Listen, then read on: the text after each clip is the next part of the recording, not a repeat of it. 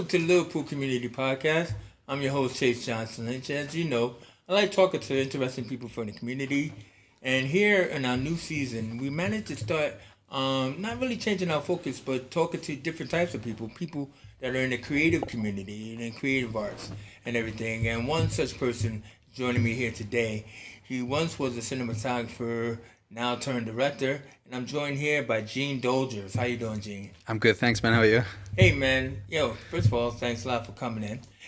Because as I often tell people, I end up trolling on the internet. Looking for people and stuff like that. I don't know what we were on that you mentioned about your new film and everything. Oh, it was one of the Facebook groups. I know it was, but I can't remember which one. That. We're old. Yeah. I was on the Facebook group, and you mentioned your film, The Blade Cuts Deeper, which we're gonna talk a lot more about, and everything. And it was like, let's get it on. So let's get it on, Gene? All right, man. First of all, sometimes I like to ask people their origin story and everything, but we're gonna just start right in to where you are now, then maybe go back. Cool. The Blade Cuts Deeper. Yes. Now, what interested me about this film, one is a feature film made here in Liverpool. Yeah. But another one was the fact is that, you described it as a giallo film. That's right, yeah. So for those who are neophytes or, not of the same age bracket as we are, what is a giallo film? So a giallo film, to a lot of people, is kind of the precursor to, the slasher movies that were very popular in the 80s, originated in Italy. They had the heyday around the late 60s to mid-70s, and giallo means yellow in Italian. Oh, so right. what happens is... before these movies were made, there was a very popular line of crime books, and they all had yellow covers in the background.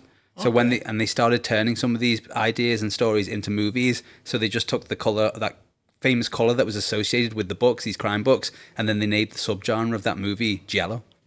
Wow, what's interesting about that when you just said that to me was it took me all the way back to the hood films or whatever of the 80s. I don't know if it was Menace to Society or The Boys in the Hood, but blood stains actually, would appear yellow. Like in the real world. I mean, obviously on film, it's blood is blood. It's got to be red. But, it was like the reality was like it was yellow. So it's kind of weird. I see what you mean. Like it ties in kind of that way. Yeah. I see what you mean. Yeah. No, I you know what I mean? Like, hey, you never knew you were going to be educated on this shoe. But, so The Blade Cuts Deeper, so it's a giallo film.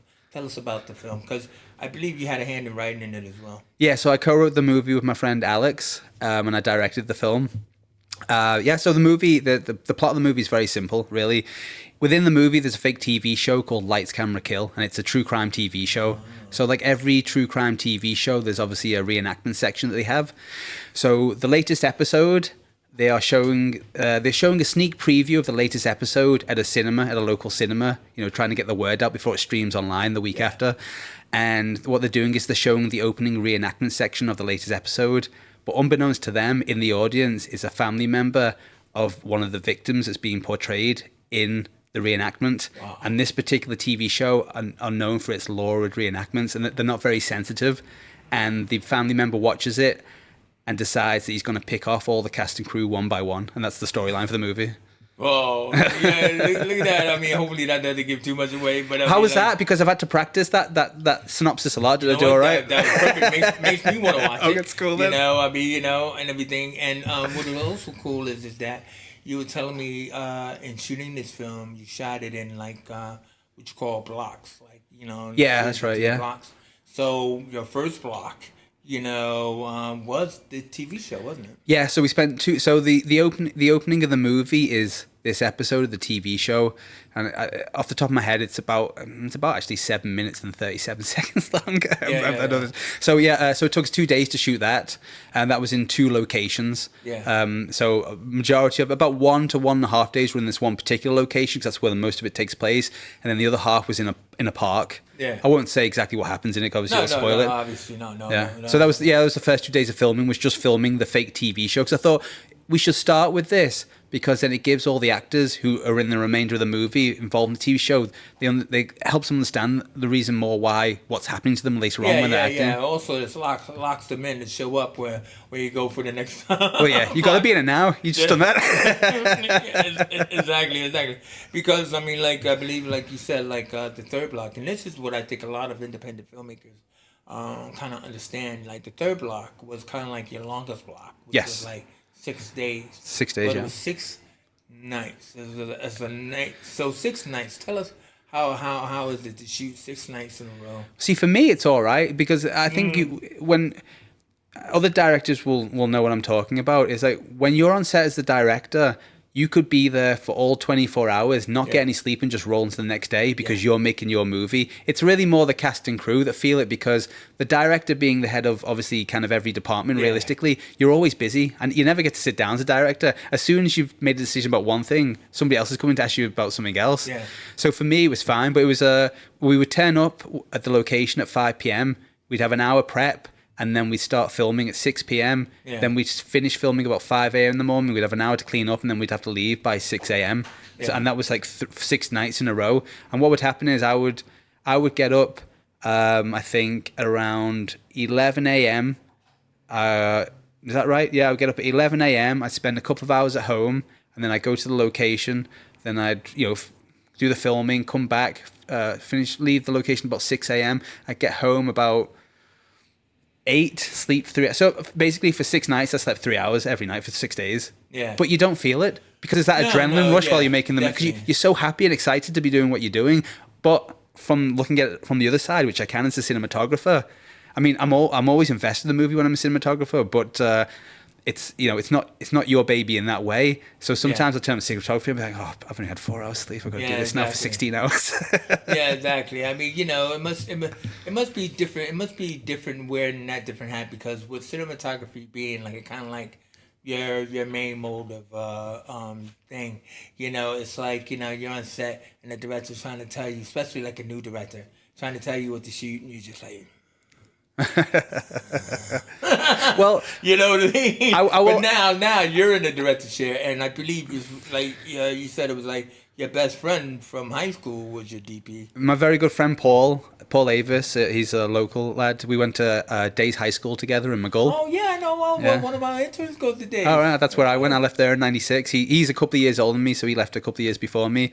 But we've known each other for a long time, and we had shot a couple of short films together. He worked as my DP on the short films, and then when it came to be my feature film, I was like, "Do you want to do it?" And he was like, "Yeah, of course I want to do it." So then we did the feature film together. Yeah. So you had a good working relationship. Oh yeah, very. And we have a lot. Even though he wasn't too familiar with the Giallo movie, we have a lot in common with all the rest of the films that we like. So he's not a massive horror fan, which is quite funny because I think it scares him a bit. But we have very much our same influences when it comes to we'll talk about Taxi Driver for long, movies like that, those kind of films, I mean, we even kind of related ourselves when we were doing our pre-interview, like in our childhoods. Oh yeah. About how like the people older than us, would our mothers scarring us when we were younger. Yeah. My mom scarred me. It was your brother, but it was like but you couldn't help but be like.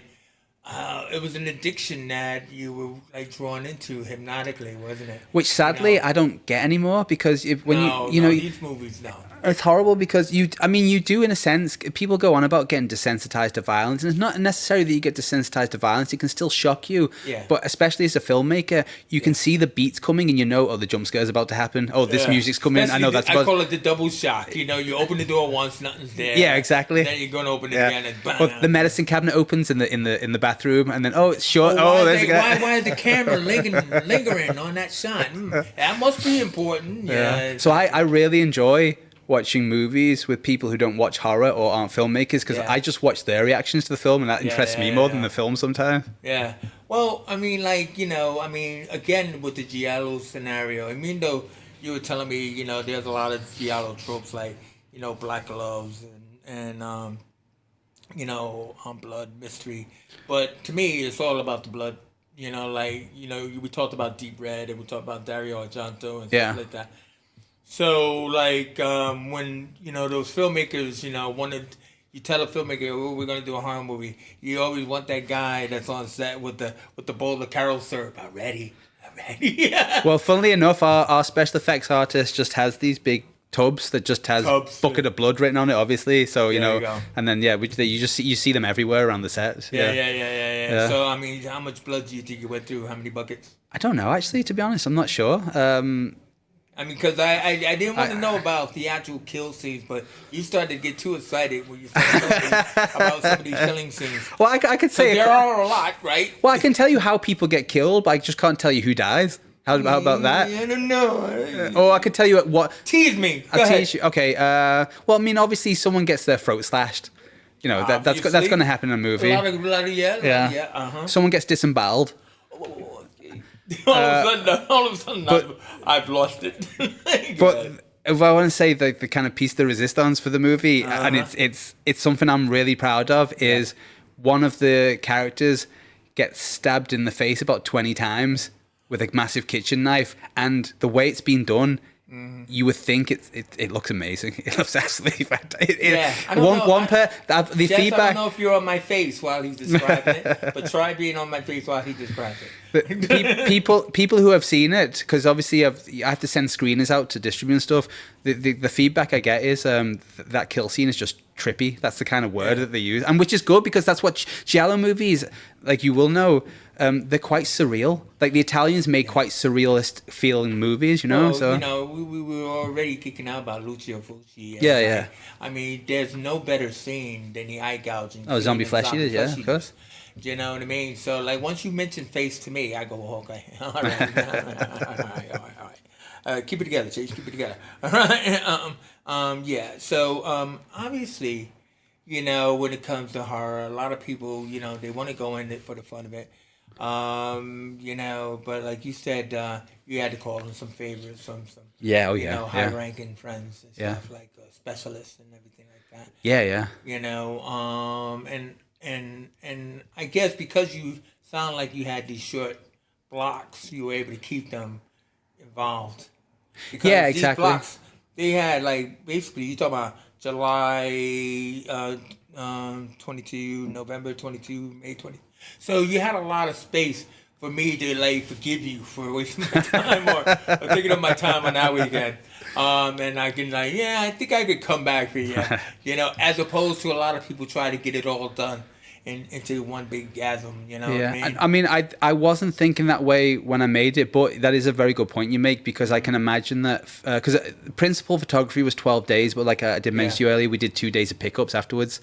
But yeah, I can imagine that working 12 days consecutively on something, for you're either doing it for low money or just for expenses, and you know, you're taking away from your income. I can imagine that could affect someone. So yeah, breaking it up like that, although I didn't do it for that reason, it worked in my favor. Well, I mean, also too is like, I mean, I believe you said, I mean, because for all of the blood and prosthetics and stuff, probably especially that face thing, you said you went to about like 5 makeup artists. I don't think they were all on set at the same time, were they? No, they weren't. Yeah, so I mean, you were able to like space that Yeah. and stuff. You know, now here comes the serious part, right? Okay. You know, financing, because a lot of people want to be filmmakers and everything else like that, and everything, and this costs you a bit of bob. Yeah, you know, I mean, so raising a lot of money is really difficult. For a lot of local filmmakers. So, tell us, how much did it cost you to make this film? So the whole budget, and so when you talk, a lot of people when they talk about budgets, they will tell you maybe what the budget was just for the production, and then they've left out kind of other things in post-production, such as festival runs and advertising and stuff like that. But as of now, because we haven't done any paid advertising, as of now, the whole movie from pre-production to post-production to even festivals that we did submit to, £14,000. It's actually a little less. I'm just rounding up to 14,000 because it's just easier. Yeah, but like, I think it's important, like what you just said there about what a lot of people don't think about. They think about how much it's going to cost to get into Japan, which means how much it's going to cost me on expenses, how much is it going to cost me on food, and all of that kind of stuff, work in kind. So you're including negative pickup kind of thing, or editing. Everything, pretty much everything, yeah. Especially like I think you said you do your own editing. I do my own editing, yes. Here comes the argument. Because we had it. I'm going to have it again.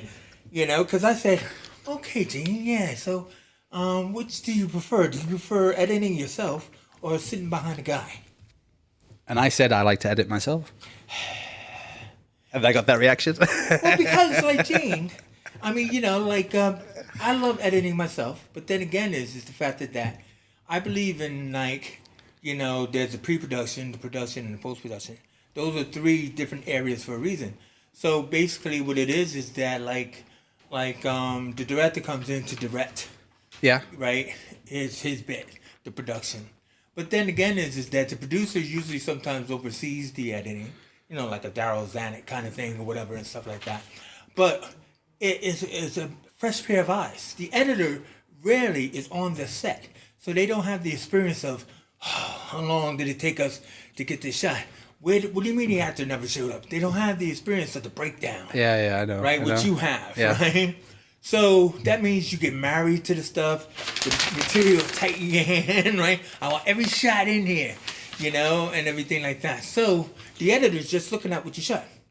Right? And the magic happens. But then you disagree. That's cool.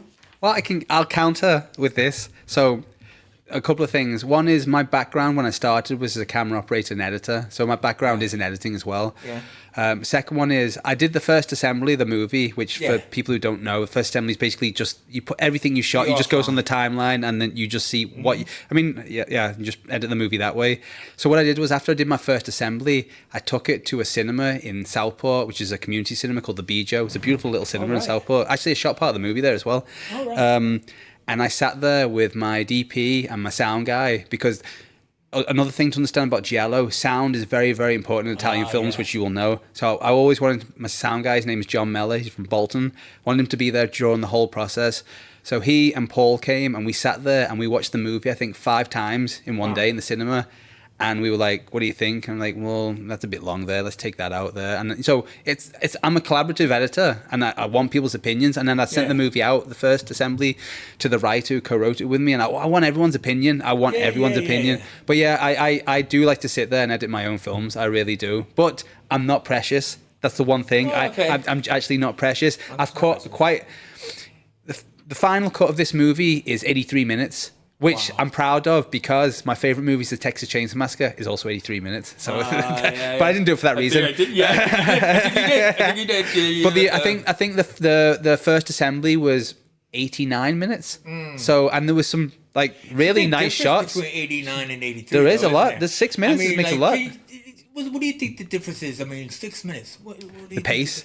You notice that pace. Yeah. The 6 minutes. And if you're, I always tell this to students when I talk to students. I say. Yeah. Don't be precious with your own work. If you look at something and you're bored from watching, bored's not really the right word, but if you're, yeah, you want to say that about your own stuff. If you're watching something that you've made and you're thinking, oh, it's taking a bit long to get somewhere, you know it needs a trim, and I knew that, so I'm not. Yeah.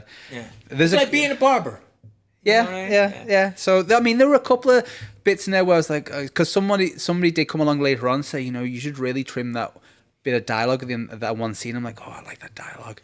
And then I sat on it for a while and I thought about it. I thought, oh, he's right. Because then I realized actually that the same bit of dialogue, although said slightly differently, was also said in another part of the movie. You're just repeating yourself then, so there's no point. Yeah. No, exactly. And that's what I like about that extra pair of eyes, like in the editing suite, because, it's like, oh man, how could I miss that? Because I'm too busy trying to get it exactly the way I envisioned it. Yeah. You know what I mean? And I shot what I shot, and there was a reason why. But then, like a fresh pair of eyes, find something else. Yeah. And that's the only thing is Oh look, I'm no Stanley Kubrick by any means, and I don't want to be. I actually none of. Imagine making eyes wide shut. No, let's do the whole thing over again. But see, I'm not a fan really. I mean, I like The Shining probably because it's a horror movie, but Yeah. I don't think movies should be perfect. No. Because life isn't perfect, and why would you want to make a picture perfect film? It's not what life is like. Movies should be a bit grudgy and a bit grainy and a bit out. Movies can be out of focus, and people hate it when I say this as a cinematographer. Yeah, I know. You watch a John Carpenter movie on a cinema, and you will notice loads and loads of soft focus in his films. Yeah, But that's movie making. Because you have to remember as well, this is before things like video villages were available. I know, but and people would pull focus by doing tape measures from the lens to actors. Yeah, I and remember it was an art. And if, at the lower end of filmmaking, you didn't get the best focus puller. No. But if the movie's good, the movie's good. Who cares?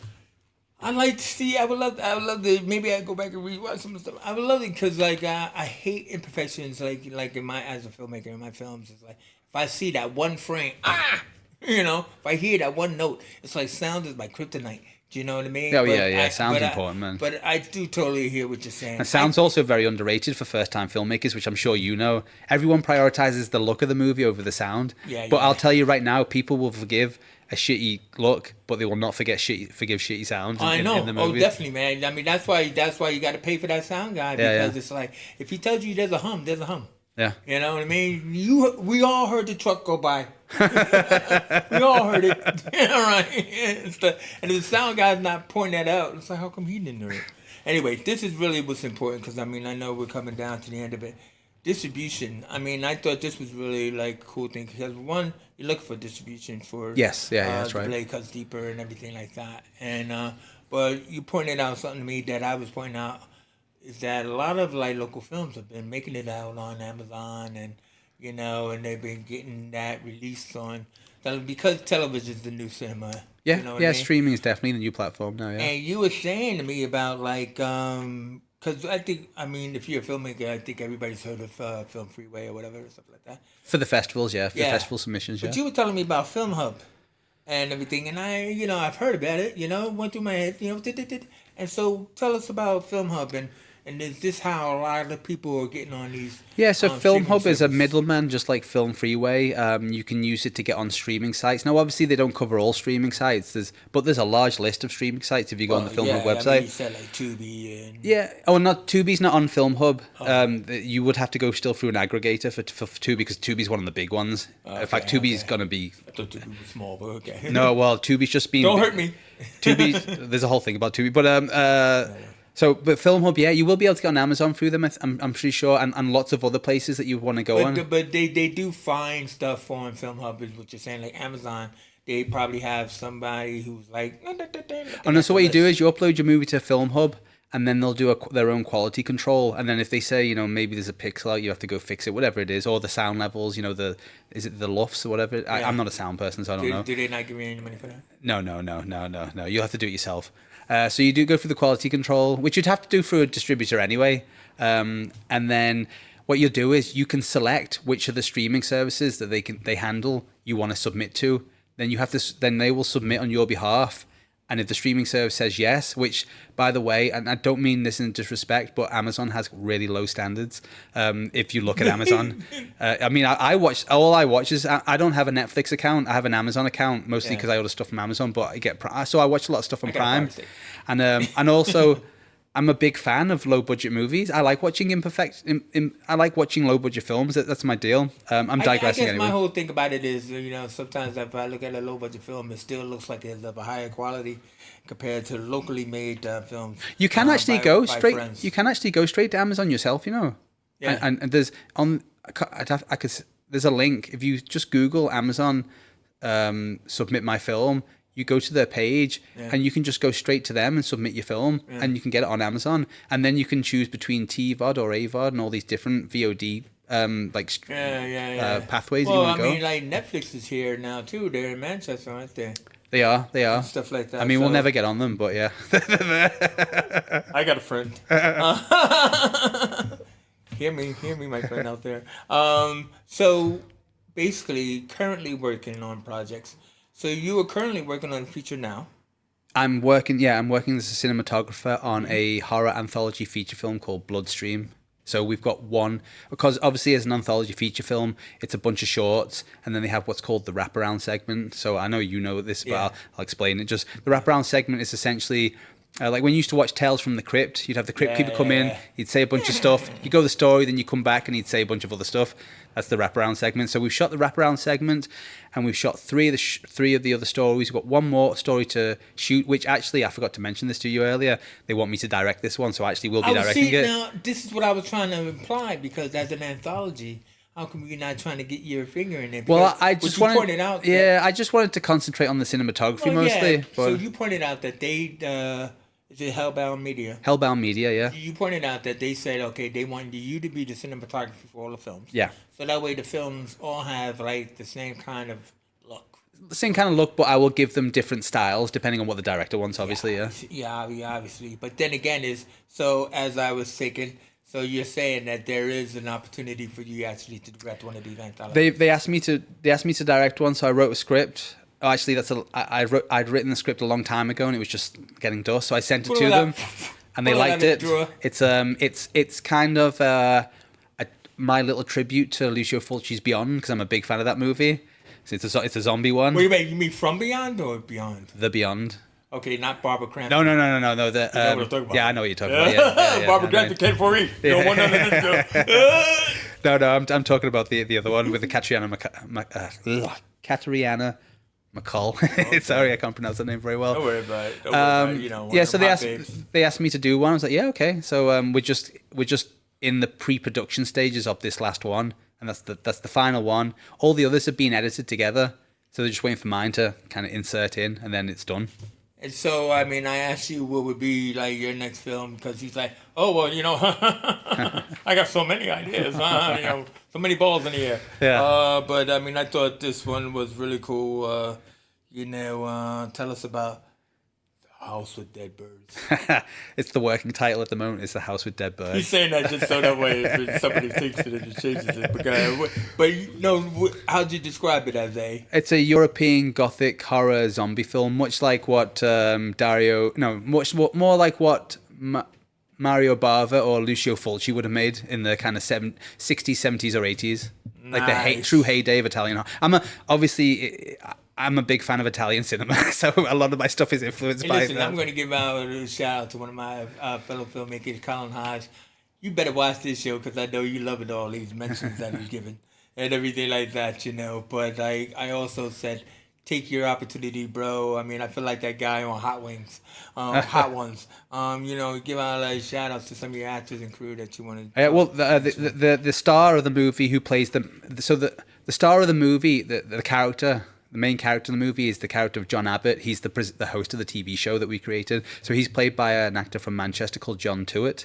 Then Kristen Yap, who plays one of the roles in the reenactment, who we then follow after what's happened in the beginning of the movie. She's a fantastic actress. Then there's local lads who are...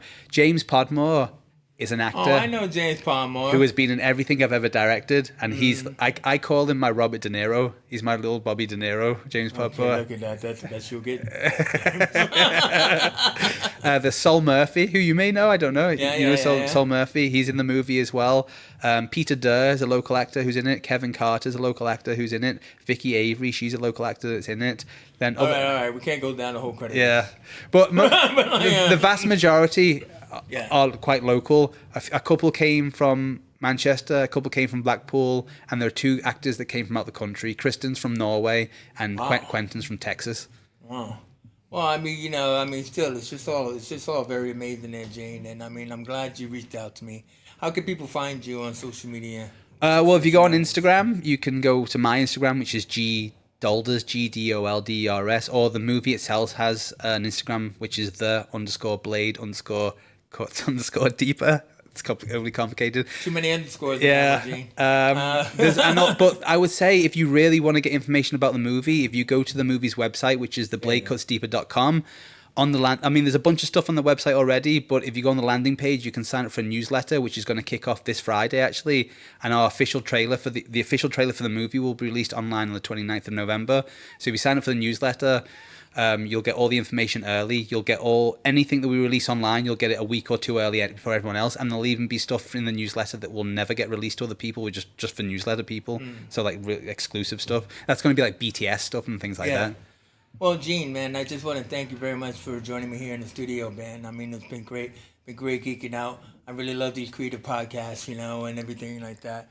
Hellbound, what is it? Hellbound Media. Yeah, Hellbound Media. Yeah.